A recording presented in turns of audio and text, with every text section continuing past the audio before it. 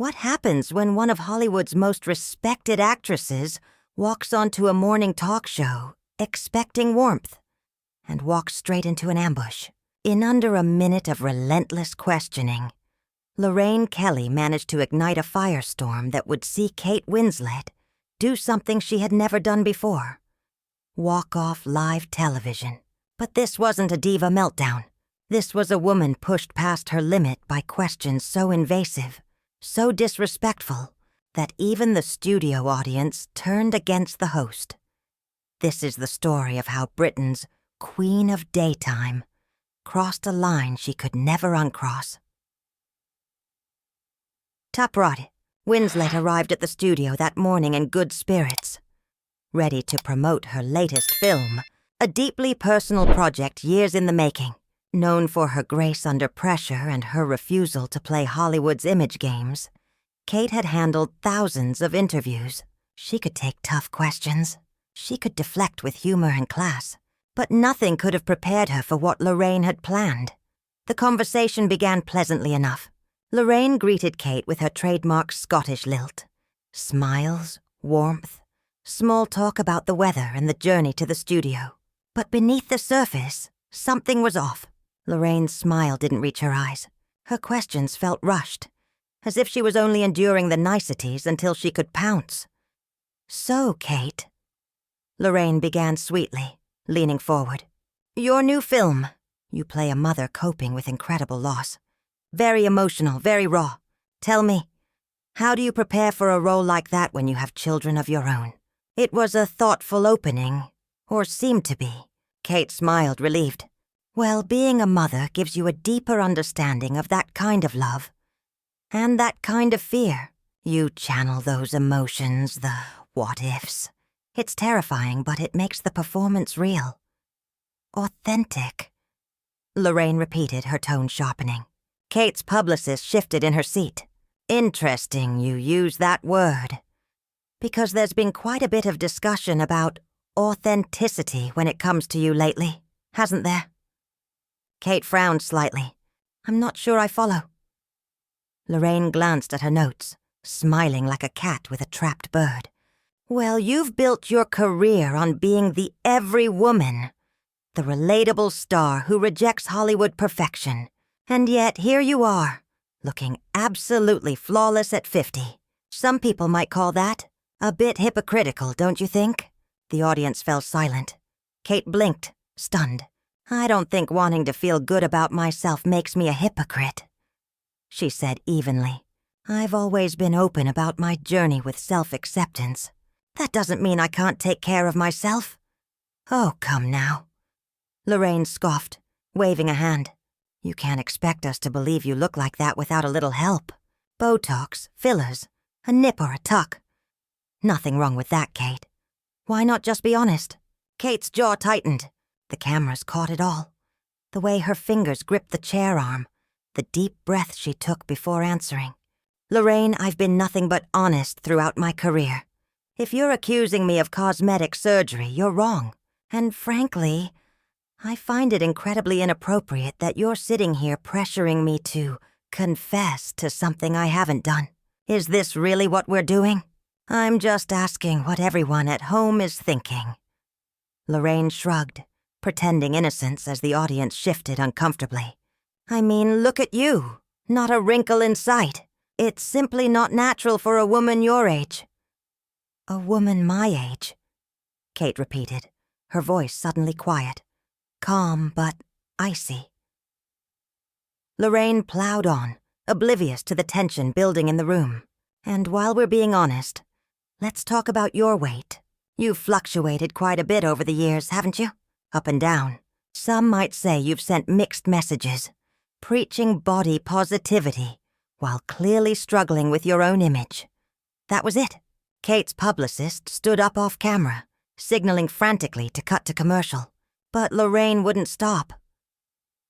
"I have never struggled with my image," Kate said, her voice rising now, her composure cracking just enough to reveal the fury beneath. "I've struggled with an industry and a media culture that constantly makes women feel inadequate." That tears us down for being too heavy, then tears us down for losing weight. That mocks us for aging, then accuses us of surgery when we don't look old enough for their liking. And quite frankly, Lorraine, I expected better from you. You're a woman in this industry, too. You know what it's like. Lorraine actually scoffed, on live television. Oh, please, she said, rolling her eyes. Don't try to make this some sisterhood moment. And that was when Kate Winslet, calm, dignified, and visibly shaken, stood up, unhooked her microphone, and walked off the set.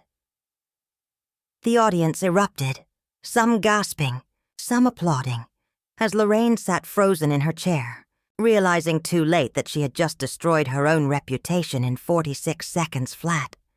I'm simply pointing out what everyone can see, Lorraine pressed, her tone now openly antagonistic. You've built a brand on being real, but the truth is, you're just as manufactured as every other Hollywood actress. You're just better at hiding it. A sharp gasp rippled through the audience. In the front row, a woman shook her head in disgust. The warmth that had filled the studio earlier was gone, replaced by a heavy, uncomfortable silence. Kate stared at Lorraine for a long, measured moment. The anger that had flushed her face a minute earlier drained away, replaced by a chilling calm. Then slowly, she reached up and unclipped her microphone. "What are you doing?" Lorraine asked, her confidence finally faltering. "I'm leaving," Kate said quietly, standing up from her chair. "I came here to talk about my work, to talk about a film that means everything to me. A film about loss, love, and the resilience of the human spirit.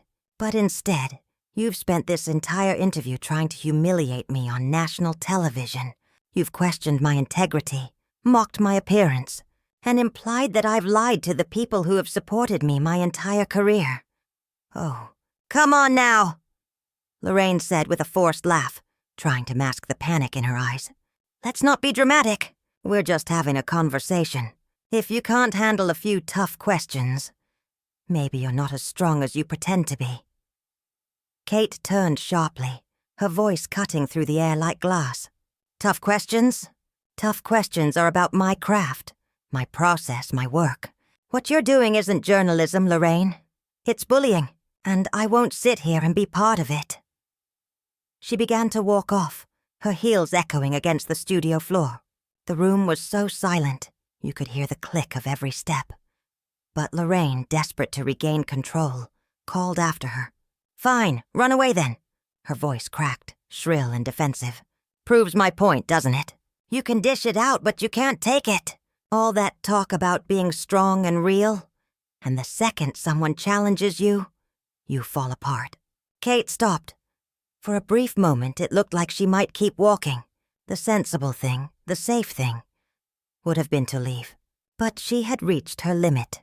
Slowly, she turned and walked back toward Lorraine, stopping just at the edge of the set. The audience held its breath. "You want to know what's real, Lorraine?" Kate's voice was calm now, steady but charged with quiet fury. "What's real is that I've spent 30 years in an industry that chews women up and spits them out. That tells us our worth depends on how young, thin, and perfect we can appear. I've fought that narrative every single day of my career. I've spoken up for women who don't see themselves on screen. I've taught my daughters never to believe their value is tied to their dress size or the smoothness of their skin." Lorraine opened her mouth to interrupt, but Kate held up her hand. "I'm not finished. What's also real," she continued, her voice rising, "is that you, a woman who should know better, just spent 15 minutes trying to tear me down. For what, looking healthy? Being confident? Refusing to apologize for existing in a body that doesn't meet your expectations? You should be ashamed of yourself. Not just as a presenter, but as a woman." The audience erupted. Applause thundered through the studio. People on their feet, clapping, cheering, some even shouting Kate's name. Lorraine sat frozen, her face cycling through shades of red, as she realized she had completely lost the room. "I think you're overreacting," she tried weakly, but her voice was drowned out by the applause. Kate looked at her evenly. "And I think you're a bully. You brought me here to make me look bad, to create some viral spectacle that would get people talking about your show. Well, congratulations. You got your moment. But it's not going to play out the way you think it will." Then she turned to the audience, her tone softening. "Thank you all for being here. I'm sorry you had to witness this. And to my fans watching at home, I'm sorry you didn't get to hear about the film. I hope you'll still go see it. It's a story about standing up for yourself, about refusing to be diminished by people who want to make you small. And I think that's a message we all need right now." With that, Kate Winslet walked off the set, graceful, unshaken, and utterly in control. Lorraine sat in stunned silence, surrounded by cameras still rolling and an audience that was now openly booing. She forced a brittle smile, her voice trembling as she tried to salvage the wreck. "Well," she said weakly, "I suppose we'll just have to agree to disagree. Kate Winslet, everyone's very sensitive this morning." But the audience wasn't laughing. The applause for Kate had turned to jeers aimed squarely at Lorraine Kelly, the woman who, in under 10 minutes, had managed to dismantle her own reputation on live television. One man in the front row suddenly stood, pointing toward the stage. "That was disgraceful," he shouted, his voice echoing through the stunned studio before he turned and walked out.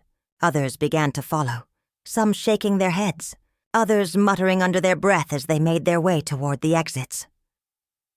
The producers were in full-blown panic mode now, frantically signaling from behind the cameras, trying to figure out how to cut to commercial without making the disaster even more obvious.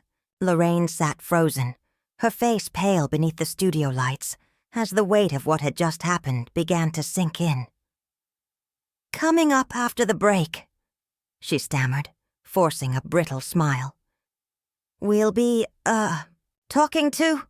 She glanced down at her cue cards, but her hands were shaking too much to hold them steady. "Let me just, check my notes." Her voice trailed off as more audience members got up and left.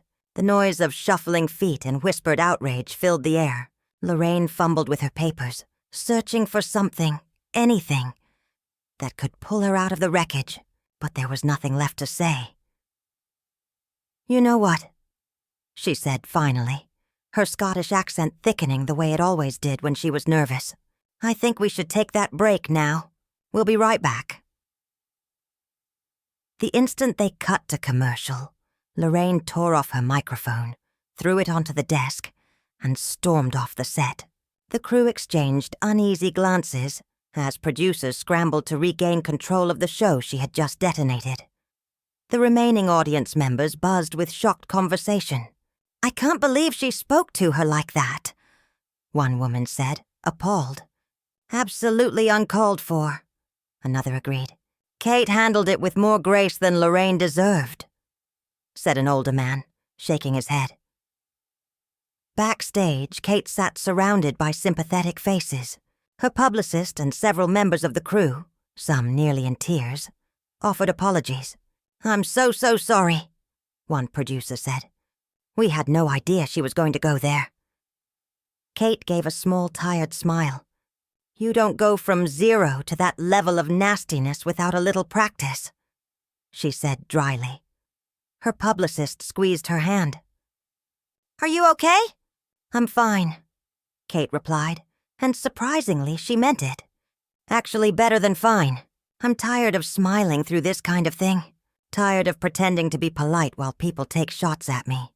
If being older means I'm supposed to fade into the background, then fine. But I'm done pretending. I might as well say what I actually think." Her publicist laughed softly despite the chaos. "Well, you certainly did that. Social media is going to explode." She was right. Within minutes, clips of the interview began flooding Twitter, TikTok, and Instagram. But the reaction wasn't what Lorraine Kelly had hoped for. The internet wasn't calling Kate oversensitive. It was furious for her. Lorraine Kelly just committed career suicide on live television, one viral tweet read, racking up tens of thousands of likes within minutes. "Kate Winslet is a queen for walking out. "Nobody should have to sit there and be humiliated like that," said another. A long-time viewer wrote, "I've watched Lorraine for years, but after today, I'm done. That was vile." Soon, other celebrities began weighing in. Actors, presenters, journalists, all rallying behind Kate. They praised her for standing up to the kind of toxic, gotcha culture that morning television had become. The consensus was clear. Kate had drawn a line, and Lorraine had tripped right over it.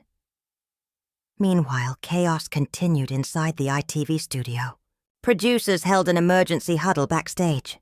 The rest of the show, supposed to include a cooking segment and an interview with a reality TV star, was still on the schedule. But the energy in the building was wrong. The audience that remained looked restless. The crew whispered nervously, and Lorraine had locked herself in her dressing room. "We need her back on set in 5 minutes," one producer said, knocking on the door. "Lorraine, come on. We have a show to finish." "I'm not going back out there," came the muffled, brittle voice from inside. "Did you hear them? They were booing me in my own studio. This is supposed to be my show. It is your show," the producer said gently, trying to coax her out. "That's why you need to go back out there. Smooth things over. Maybe make a small apology. Move on to the next segment." "Apologize?" Lorraine's voice rose sharply. "Apologize for what? For doing my job? For asking the questions people actually want answers to?" The producer exchanged a grim look with his colleague. Everyone knew this was bad. Career-ending bad. "Nobody wanted you to attack her, Lorraine," he said quietly. "That wasn't interviewing. I don't know what it was, but it wasn't okay." There was silence. Then finally the door opened. Lorraine stood there, her makeup freshly retouched, but her eyes hard and distant. "Fine," she said coldly. "I'll finish the show, but I'm not apologizing. Kate Winslet's a professional actress. If she can't handle a little heat, that's on her, not me." The producer wanted to argue, wanted to tell her that doubling down was the worst possible move. But the commercial break was almost over. There was no time. Lorraine walked back out to a thin, awkward smattering of applause. She took her seat, forced a smile that barely concealed her humiliation, and stumbled through the rest of the broadcast. During the cooking segment, she barely heard the chef describing the recipe. She stared into space, nodding absently. When it came time to taste the dish, she took a mechanical bite, muttered, "Lovely," and pushed the plate away. The next guest, a reality TV star, sat nervously in the chair where Kate had been. Lorraine's questions were flat, perfunctory. She called the guest by the wrong name halfway through. The audience winced. The producers winced. By the time the show ended, Lorraine looked hollow. The cameras faded to black, but the damage was done. Across social media, across tabloids, across morning television chatter, one thing was already clear. Lorraine Kelly had just become the story, and not in the way she wanted. When the show finally, mercifully ended, Lorraine didn't even attempt her usual cheerful sign-off. "That's all we have time for today," she said flatly, eyes glazed, voice trembling slightly. "Join us tomorrow." And with that, she walked off the set before the camera had even fully faded to black. The silence in the control room was absolute. No one dared speak until the director finally exhaled and muttered, "Cut!" The fallout was immediate and merciless. By that evening, the clip of Lorraine Kelly's disastrous interview with Kate Winslet had gone viral across every social media platform. Millions had watched it within hours. Hashtags trended worldwide. "I'll stand with Kate," "Ear Morning Show Meltdown," and most brutally, "Cancel Lorraine." News outlets rushed to capitalize. Think pieces appeared within hours, some calling it the death of polite television, others labeling it a masterclass in female composure under fire. Writers debated where the line truly was between challenging questions and public humiliation. Every outlet seemed to agree on one thing. Kate Winslet had done what many wished they could. She had refused to tolerate disrespect, no matter who delivered it or how public it was. Kate, for her part, issued no statement. She didn't need to. Her silence was the loudest response of all.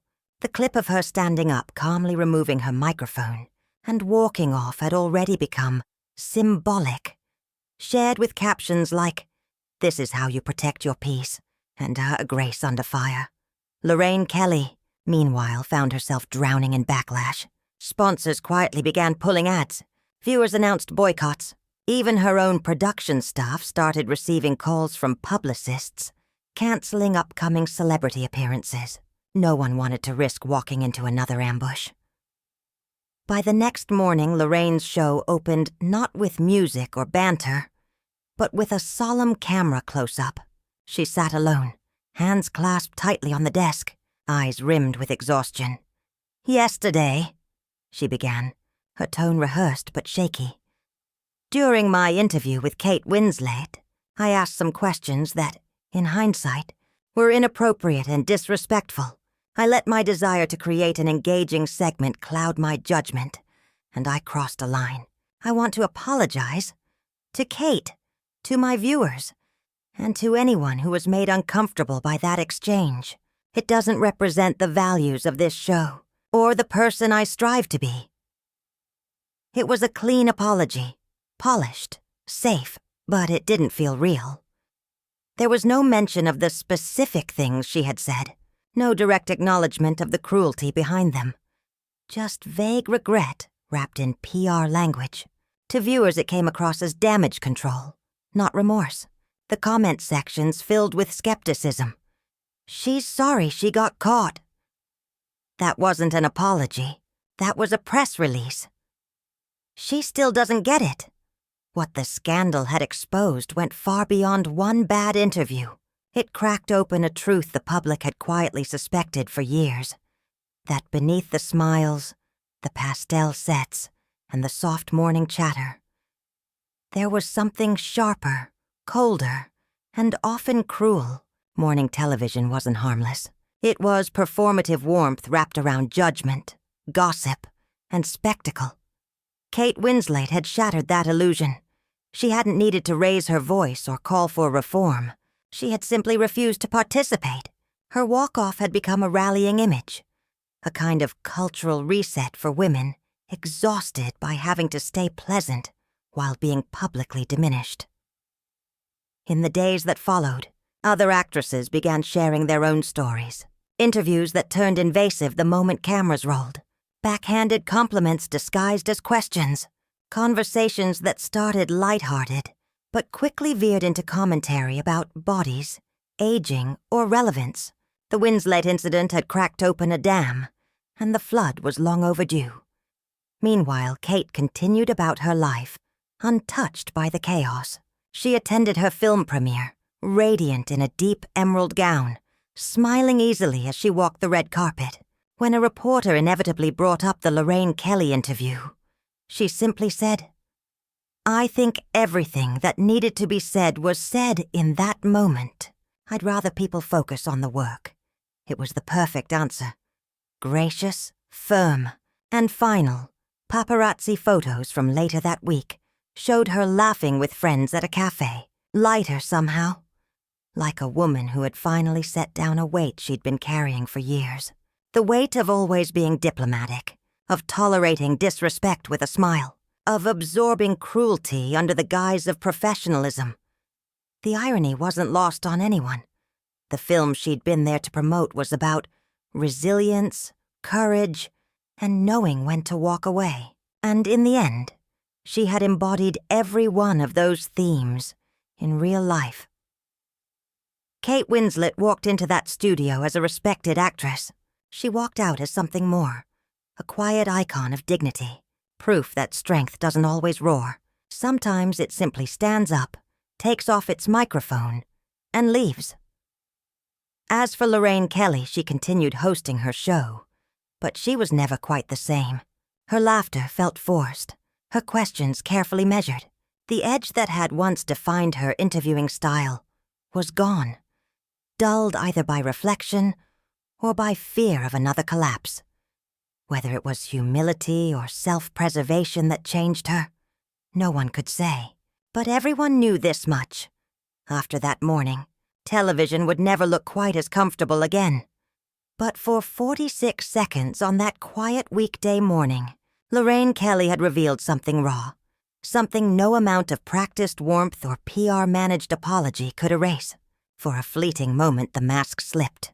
Beneath the cheery charm, the familiar Scottish friendliness, there was a streak of something colder, an impulse to wound, to humiliate, all for the sake of entertainment. Kate Winslet, in contrast, revealed something far greater. That strength isn't always loud or performative. It isn't always found in witty comebacks or public takedowns. Sometimes strength is silent. Sometimes it's standing up, taking off your mic, and choosing not to be part of something that makes you smaller. That morning television segment ran just under 20 minutes, but its echo lasted far beyond the broadcast. It became a touchstone in conversations about respect and boundaries, about how easily civility can turn into cruelty when cameras are rolling and ratings are on the line. It became a defining moment for both women, though in very different ways. For Kate, it was a quiet act of empowerment, a refusal to play the game on someone else's terms. For Lorraine, it was a cautionary tale about the thin line between honesty and hostility, about how easy it is to mistake cruelty for courage. Years later, when people speak of Kate Winslet's career, they'll recall Titanic, The Reader, and the countless performances that earned her acclaim. But they'll also remember the morning she simply walked away. Not because it was dramatic, but because it was human. Because in that moment she chose self-respect over civility, authenticity over performance. And that, more than any award or interview, showed the world who Kate Winslet truly was. Not the everywoman, not the polished star, not the headline, just a woman who knew her worth and refused to let anyone, not even a beloved host, reduce it. Not even for 46 seconds. Not even on live television. Not even when walking away meant criticism, headlines, and scrutiny. She walked away anyway. And in doing so, she walked toward something greater. Toward herself. A self that no longer smiled through disrespect. No longer laughed off humiliation. No longer performed for someone else's comfort. She simply walked away. And somehow, that was the most powerful thing she had ever done.